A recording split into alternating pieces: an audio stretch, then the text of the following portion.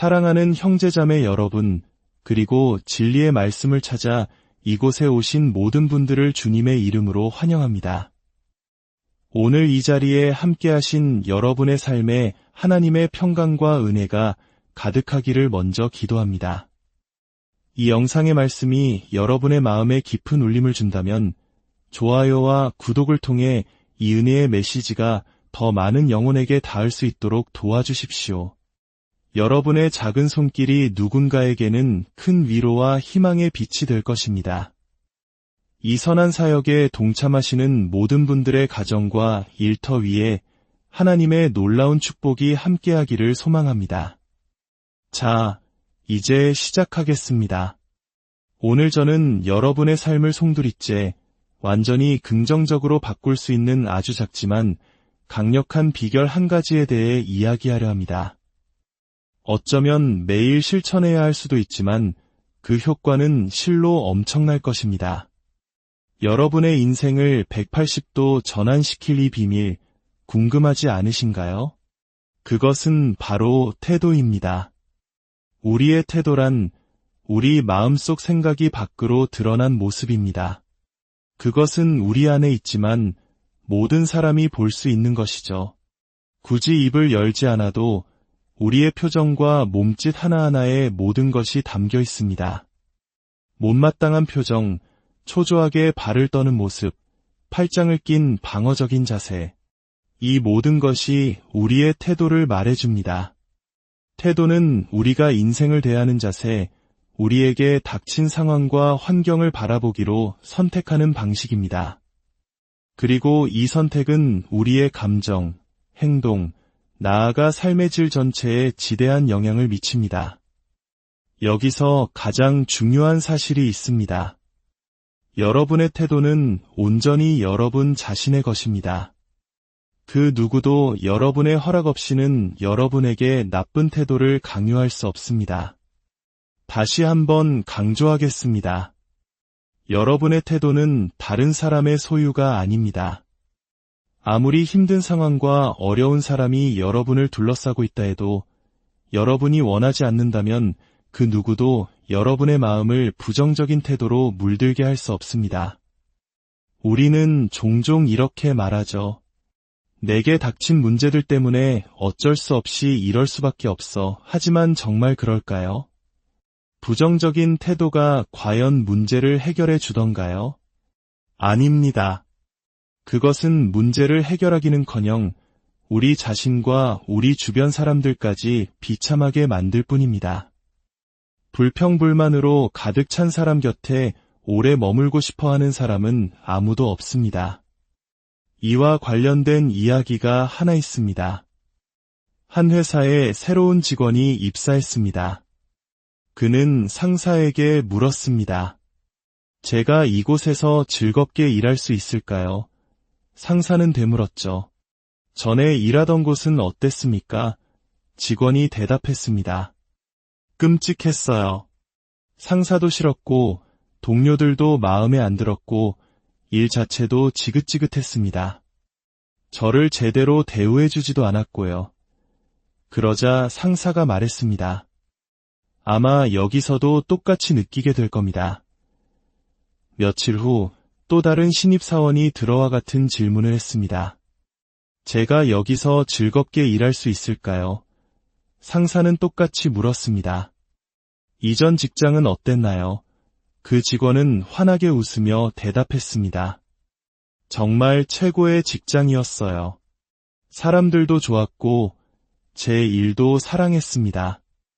회사가 문을 닫게 되어 떠나야 했을 때 정말 아쉬웠습니다. 상사가 미소 지으며 말했습니다. 그렇다면 당신은 여기도 아주 마음에 들어 할 겁니다. 여러분, 무엇을 느끼셨나요? 문제는 직장이 아니라 그 사람 자신에게 있었습니다. 부정적인 태도를 가진 사람은 세상에서 가장 완벽한 곳에 데려다 놓아도 불평할 거리를 찾아낼 것입니다. 반대로 긍정적인 태도를 가진 사람은 아무리 척박한 환경 속에서도 감사와 기쁨의 이유를 발견해냅니다. 그런 사람은 쉽게 불행해지지 않습니다. 또 다른 이야기가 있습니다. 성격이 정반대인 쌍둥이 형제가 있었습니다. 한 명은 극도로 긍정적이었고 다른 한 명은 극도로 부정적이었습니다. 부모는 늘 걱정이 많았죠. 다가오는 생일에 부모는 의사와 상담하여 한 가지 실험을 해보기로 했습니다. 부정적인 아들에게는 세상에서 가장 멋지고 비싼 최신형 자전거를, 긍정적인 아들에게는 상상할 수 있는 최악의 선물, 바로 말똥이 가득 담긴 상자를 주기로 한 것입니다. 생일날 아침, 부정적인 아들은 번쩍이는 자전거를 보고도 시큰둥하게 말했습니다. 이거 타다가 넘어져서 다리나 부러지겠지. 한편 긍정적인 아들은 말똥 상자를 받았습니다. 그는 잠시 상자를 들여다보며 골똘히 생각하더니 이내 눈을 반짝이며 외쳤습니다. 아! 어딘가에 조랑말이 있는 게 틀림없어. 이렇게 말똥이 많다는 건 근처에 분명히 조랑말이 있다는 뜻이잖아요. 여러분, 우리 중 일부는 태어날 때부터 남들보다 조금 더 긍정적인 기질을 가지고 태어날 수 있습니다. 저 역시 부정적인 환경에서 자랐고 본래 성향도 모든 것의 문제점을 파고들고 해결하려는 깊고 진지한 쪽에 가까웠습니다. 긍정적인 태도는 저에게도 부단한 노력이 필요한 과제였습니다. 하지만 오늘 여러분께 확실히 말씀드릴 수 있는 것은 누구든지 성령님과 함께라면 좋은 태도를 갖는 습관을 기를 수 있다는 것입니다. 하나님은 우리가 노력할 때 언제나 우리를 도우십니다. 에베소서 4장 23절은 말씀합니다. 오직 너희의 심령이 새롭게 되어. 여기서 새롭게 되어는 헬라어 원어로 계속해서 새롭게 되라는 현재 진행형의 의미를 담고 있습니다. 즉, 매일, 매 순간 새롭게 하는 결단이 필요하다는 뜻입니다. 비행기 조종석에는 고도계가 아닌 자세계라는 장치가 있습니다. 이 장치는 비행기의 날개가 수평선에 대해 어떤 자세를 취하고 있는지를 보여줍니다. 만약 비행기가 상승하고 있다면 기수 상승 자세라고 하고 하강하고 있다면 기수 하강 자세라고 합니다. 우리의 삶도 마찬가지입니다. 우리의 태도가 위를 향할 때 우리의 삶은 평균 이상으로 날아오릅니다. 반대로 태도가 아래로 처지면 삶 역시 평균 이하로 곤두박질 치게 됩니다. 조종사는 고도를 바꾸기 위해 아주 미세한 조정을 합니다. 인생도 마찬가지입니다. 때로는 거창한 해결책이 아니라 아주 작은 태도의 조정만으로도 삶의 균형을 되찾을 수 있습니다. 너무 일에만 몰두하고 있다면 시기로 결심하는 작은 조정을, 너무 나태해졌다면 일어나 움직이기로 결심하는 작은 조정을 하면 됩니다. 기억하십시오. 다른 누군가가 나타나 우리 인생의 문제를 해결해주지 않습니다. 성경은 우리가 무엇을 해야 할지 알려주고 성령님은 그것을 할 수 있는 힘과 능력을 주십니다. 때로는 아주 작은 조정이 상상할 수 없을 만큼 큰 변화를 가져옵니다. 우리는 종종 문제에 대한 거대하고 심오한 해답을 찾지만 어쩌면 해결책은 단순히 물을 더 마시는 것처럼 아주 사소한 것일 수 있습니다.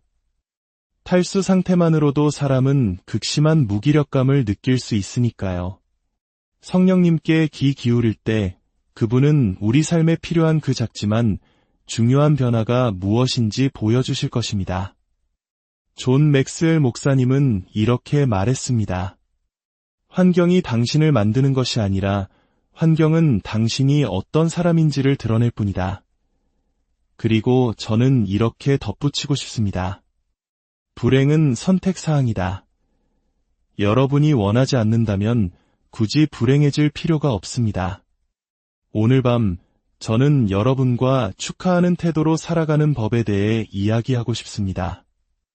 우리는 충분히 축하하며 살지 않습니다. 아주 작은 것부터 축하하기 시작해보세요. 작은 성공, 작은 감사, 작은 기쁨들을 축하하다 보면 언젠가 큰일을 축하할 날이 반드시 올 것입니다. 우리가 축하할 수 있는 모든 작은 것들을 찾아 기뻐할 때 사탄은 좌절할 것입니다.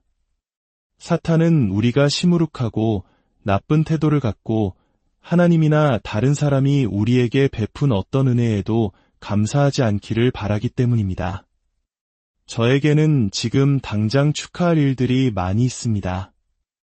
저는 한 남자와 50년 동안 결혼 생활을 이어오고 있습니다. 그리고 저는 여전히 그를 사랑합니다. 물론 그 50년 세월이 마냥 순탄하지만은 않았습니다. 포기하고 싶은 순간도 힘든 도전도 많았습니다. 하지만 나는 해냈다. 나는 포기하지 않았다고 말할 수 있는 지점에 이르렀을 때의 기쁨은 이루 말할 수 없습니다. 저에게는 하나님을 섬기는 4명의 장성한 자녀가 있고 예수님을 사랑하는 11명의 손주들이 있습니다. 저는 42년 동안 하나님의 말씀을 가르쳐 왔습니다. 지난 3년간 2번의 고관절 수술과 1번의 허리 수술을 받았지만 저는 여전히 이렇게 서서 말씀을 전하고 있습니다. 이 모든 것이 축하할 일입니다. 하지만 가장 중요한 것은 하나님께서 제 삶을 어떻게 변화시키셨는가 하는 점입니다. 제가 앞으로 가야 할 길이 아직 멀다는 것을 압니다. 하지만 오늘 저는 그 먼 길에 대해 생각하지 않으려 합니다. 여러분도 마찬가지입니다. 여러분의 단점, 약점, 부족함에 대해 생각하지 마십시오. 대신 하나님께서 여러분 안에서 이미 이루신 일, 변화시켜주신 한 가지를 찾아내어 그것에 집중하고 축하하십시오. 이것은 단순히 기분 좋게 떠들고 즐기자는 이야기가 아닙니다. 축하에는 영적인 능력이 있습니다. 느헤미야 8장 10절은 여호와를 기뻐하는 것이 너희의 힘이니라고 말씀합니다. 사탄이 훔치고 싶어하는 것은 우리의 소유가 아니라 바로 우리의 기쁨입니다. 우리의 기쁨을 빼앗으면 그는 우리를 마음대로 주무를 수 있게 됩니다. 그래서 예수님께서는 요한복음 16장 33절에서 세상에서는 너희가 환난을 당하나 담대하라 내가 세상을 이기었노라고 말씀하신 것입니다. 환난과 고통에 대한 예수님의 해답은 담대하라, 즉 기운을 내라는 것이었습니다. 세상의 문제 앞에서 마음의 평안을 지키고 기뻐하기로 선택하는 것, 그것이 바로 원수 마귀의 얼굴에 강펀치를 날리는 길이며 인생의 승리자가 되는 길입니다. 슬퍼하고 화를 내고 시무룩해 있는다고 해서 상황이 바뀌지는 않습니다. 하지만 기쁨과 감사에는 힘이 있습니다. 여러분의 삶에서 거둔 아주 작은 승리들을 축하하는 것에는 능력이 있습니다. 축하는 거창한 파티일 수도 있고 사랑하는 사람과 함께 차를 마시는 것일 수도 있습니다. 중요한 것은 하나님께서 내게 주신 승리를 기념하기 위해 이 시간을 갖는다는 의식적인 집중입니다. 이것은 우리 자신을 도울 뿐만 아니라 하나님께 영광을 돌리는 행위입니다. 우리는 종종 하나님이 이미 해주신 일들에 대해 감사하고 축하하는 대신 계속해서 또 다른 무언가를 해달라고 조르기만 합니다. 때로는 우리가 문제에서 한 걸음 물러나 하나님께서 일하실 공간을 내어드려야 합니다. 너희 염려를 다 주께 맡기라 이는 그가 너희를 돌보심이라는 말씀처럼 말입니다. 오늘 밤 여러분께 숙제를 하나 내드리겠습니다. 매일 밤 잠자리에 들 때 단 5분만 시간을 내어 보십시오. 그리고 그리스도 안에서 우리가 어떤 존재가 되었는지 그 놀라운 영적 실체에 대해 묵상하는 것입니다. 예수님의 보혈로 우리가 하나님과 화목하게 되었다는 것이 무슨 의미인지, 우리가 영원히 살게 될 것이라는 사실이 얼마나 엄청난 것인지 말입니다. 영원의 관점에서 볼 때 우리가 그토록 속상해하는 문제들이 과연 얼마나 중요할까요? 단 5분간 침대에 누워 이렇게 생각해보는 겁니다. 나는 결코 진짜로 죽지 않을 거야. 이 땅을 떠나겠지만 나는 준비되어 있어. 예수님께서 천국문에서 나를 맞아주실 때 그 순간은 얼마나 감격스러울까. 하나님, 오늘 하루 동안 제가 알지 못하는 얼마나 많은 사고에서 저를 지켜주셨나요? 예수님의 보혈이 나를 덮고 있기에 악한 영이 나를 해하지 못하는군요. 이것은 아주 작은 습관이지만 여러분의 삶에 거대한 변화를 가져올 수 있는 미세 조정입니다. 우리는 축하하는데 너무나 인색합니다. 생일이 되면 또 1살 먹었네, 별거 있나 라고 말합니다. 1살배기 아기의 첫 또래는 온 동네 사람을 불러 잔치를 하면서 70년, 80년의 세월을 살아남은 자신의 생일은 왜 초라하게 여기나요? 또 한 해를 살아남았다는 것, 그것이야말로 가장 크게 축하해야 할 일입니다. 구약시대에 하나님께서는 이스라엘 백성에게 7가지 절기를 지키라고 명령하셨습니다. 이 절기들은 모두 하나님께서 그들을 위해 행하신 일을 기억하고 축하하기 위한 것이었습니다. 기억과 축하의 능력이 없다면 하나님께서 굳이 그것을 명령하지 않으셨을 겁니다. 첫째는 유월절입니다. 애굽에서 죽음의 천사가 장자들을 칠 때 어린 양의 피를 문설주에 바른 이스라엘 백성의 집은 그냥 넘어갔던 밤을 기념하는 절기입니다. 오늘날 예수 그리스도의 보혈을 믿는 우리에게는 어떤 일이 일어날까요? 파교의 영이 우리를 해하지 못하고 그냥 지나쳐 가야만 합니다. 그들이 8일간 축하했다면 우리는 그리스도의 피 아래에서 매일 축제의 삶을 살아야 하지 않겠습니까? 둘째는 무교절입니다. 죄를 상징하는 누룩을 집에서 모두 제거하는 절기입니다.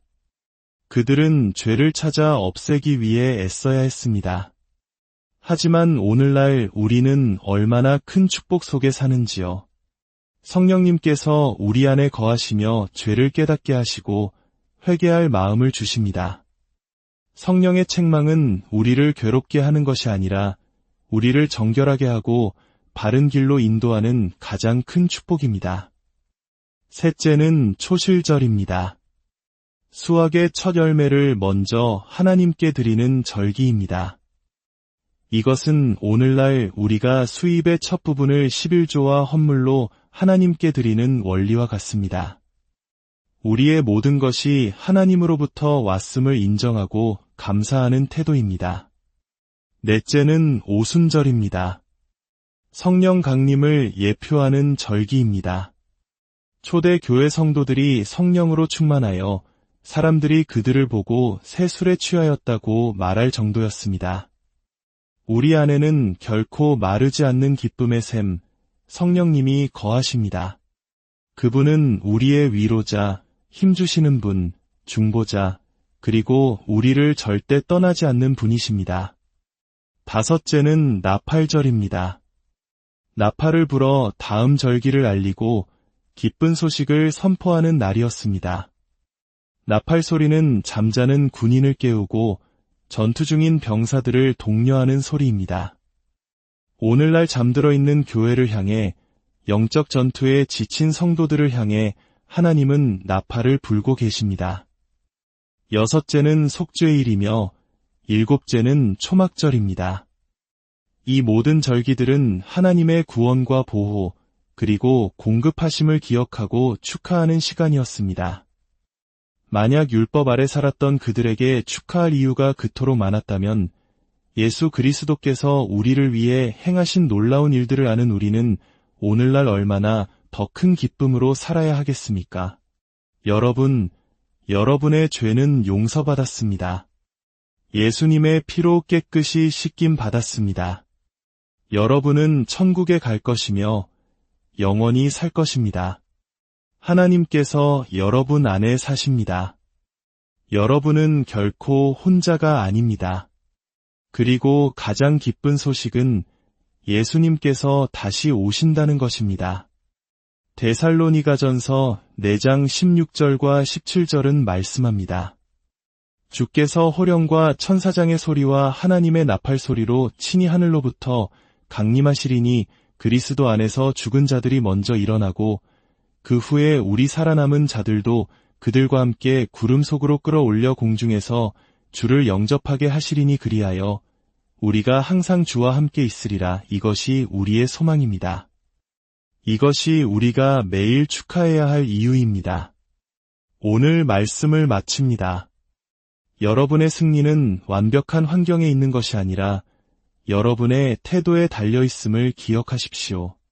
문제보다 더 높이 날아오르는 삶, 그것은 우리 안에 계신 그리스도와 그분을 향한 우리의 기쁨과 감사의 태도를 통해 가능합니다. 오늘부터 아주 작은 것 하나라도 찾아 축하하는 삶을 시작하시길 바랍니다. 주 예수 그리스도의 은혜와 하나님 아버지의 무한하신 사랑과 성령님의 교통하심이 이 말씀을 듣는 모든 분들 위해 이제로부터 영원토록 함께 하시기를 간절히 축원합니다.